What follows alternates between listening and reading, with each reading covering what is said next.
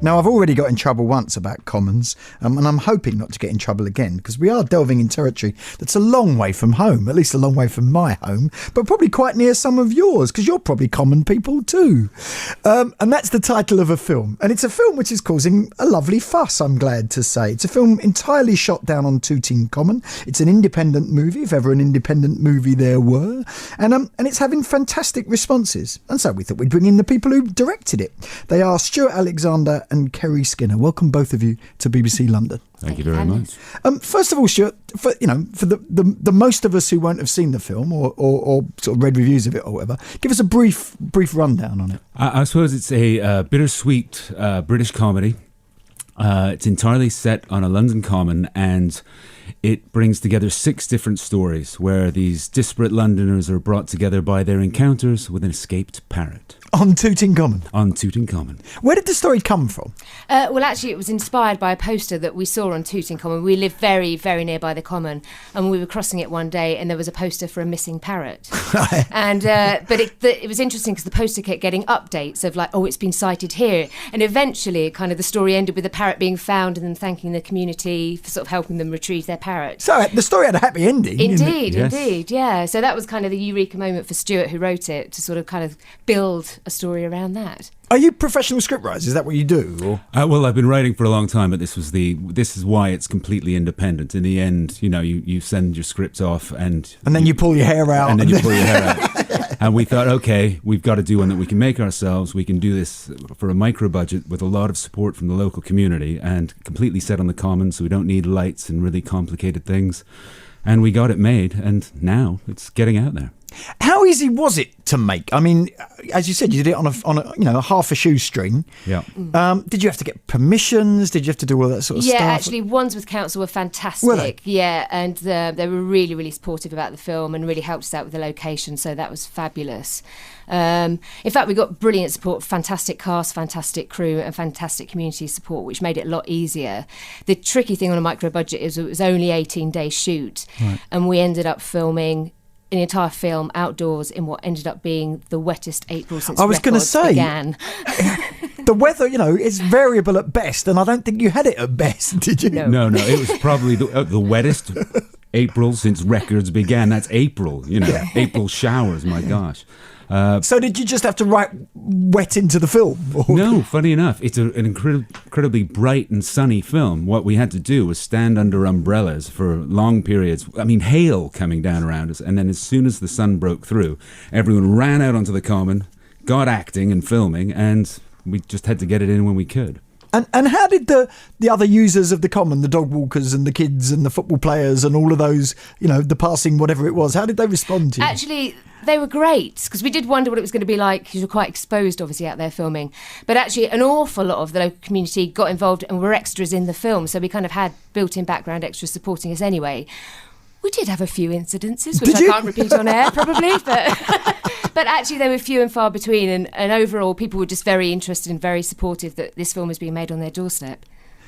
How tough is it to do something, I think that there's going to be quite a lot of people listening to this who would think, I'd love to do that, I've got this story that in terms of kind of summoning the energy and the limited resources and the, pulling in favours and all of that sort of stuff, how difficult was it to do that, would you say? It was incredibly difficult, but we really believed in the script and we really loved the story, but we actually did this very unusually. As you said, this is independent as you can get. We raised the finance by pitching to a Dragon's Den type thing of angel investors, and right. I remember we got the money from them in February. It was very quick. They believed in it. We were shooting by April. And then you've got the whole post-production that comes on, and now we've been to Cannes this year. Because you must have been learning on your feet all the way through. Oh, yeah, really steep learning curve. We're still learning now. I just learned how to tweet about a month ago. So I'll get there one day as well. Because all right, so you make a movie, and you shot it in, 18 days? Yeah. And then editing process, I don't know how long that is, but...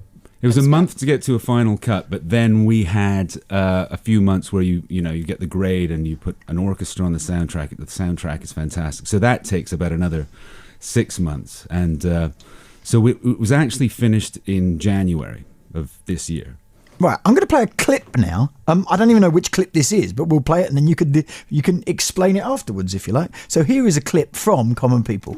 If one of us got really ill, we could take them down to Beachy Head and drive off the cliff together. You want to ride mobility scooters off Beachy Head? Like Thelma and Louise. Oh, that was a big one. I bet that's him telling me to shut up and all. Shut up, Mummy, you're embarrassing me. Doof. Look at us now, right here on this common. We've got half an Irishman, a Jamaican, and a Estonian muppet. You can't go around poking people with sticks. So I got in trouble in the first place. Are you pregnant or just fat? So who were we hearing there? Well, so yeah, as we said, there's 6 stories. So at first you heard Sam Kelly and Diana Payan, who play a lovely old couple, and they, you'd see them in any London park or common, and they've got their bench on the common, and they sit there and they talk and they watch the dogs and the children go by, and their story is sort of reflecting what's going on in society at the moment, where people are living a lot longer and hoping that somehow they can go romantically together and slip off, side by side and cheek to cheek. And then one of the other groups is a group of intrepid adventurers, we call them, who are a bunch of kids who go out scouting for birds and then end up meeting a pregnant woman who you heard there, who they poked with a stick, and end up performing the greatest adventure and good deed of their lives. And I think... the other one was a group that sort of sit and philosophise with a drink or two on a bench. So is this technically a portmanteau film? Yes. It is, isn't it? It is exactly that. And funny enough, it was also partly inspired by your own critic, Jason Solomons. All right, I blame him for lots of things. Because I'd read an article that he'd written in The Observer around the time that The King's Speech came out, saying it's great, all these fantastic British films are doing so well, but so many of them are period dramas. Wouldn't it be lovely to have something that reflected life in London as it is at the moment? So, as we said, a lot of these things a lot of the stories within it reflect London as it is now and the things people here are going through, but in a very uplifting way where the community comes together to help us in hard times. Getting a film made is one thing, getting it shown is an entirely another thing, isn't it? So, having done the first half of the equation, how did you go about the second bit? Well, we sort of went the traditional route. We got a fabulous sales agent on board. We screened at Cannes and at Luff at the BFI in London. But because it's such a small film and the market's quite unstable at the moment, it was very tricky to pick up distribution. So fortunately, though, we had a chance meeting on the flight out to Cannes with somebody from acquisitions at the Clapham Picture House, who we really wanted to target to screen the film. And fortunately, they agreed to back us, and they initially took us for a one-off screening to see how it would go, which we sold out within 24 hours. They put up a second one, which sold out within 12, and we're now up to our 8th screening, and they've sort of pledged to keep adding them as people demand tickets. So it's a completely unique way of distributing it, because we don't have a massive PR or marketing budget. But it's, Clapham Picture House's support has been fantastic for independent films. So are they showing it on consecutive nights, or are they showing it every Friday, or how's it work? It's every Thursday and Sunday. It's Thursdays and Sundays every week, and every time one sells out, they add another Thursday and Sunday, and so far they keep selling out, and we're halfway into February now. How many times have you two seen it? Countless. Yes, hundreds. But we will be seeing it again, because we are doing Q&As after every screening. Oh, are you? Yeah, so we'll be sitting through it many times, and we hope. What's quite amazing is the only places we've shown it so far in the United States, where we won an award at our first festival, and American audiences absolutely loved it. And we weren't sure they were going to get a lot of the British humour in it. So we can't wait now to bring it home to a London audience. It's is it going to go beyond Clapham? Well, we sincerely hope so. I mean, hopefully the buzz, that will be created will be big enough to get sort of potential transfers. Again, it's very small, hard for a small film. But fingers crossed, that's what we'd like. I mean, if you look at cinemas these days, everyone notices they're 3D, they're action heroes, or if it's going to be a drama, you've got so many Hollywood stars in it that's the attraction. We don't have any of that. We just have a really good story. But I think people, when they come along and see it, then the word of mouth will spread, because that's what people want in the cinema at the end of the day. Tell people where they can see it now. At the Clapham Picture House. The screenings that there are still tickets available for Sunday the 2nd of Feb, Thursday the 6th, and Sunday the 9th, and hopefully beyond. And even people who aren't common are allowed, aren't they? Absolutely. Yes. Zara Phillips can bring her baby.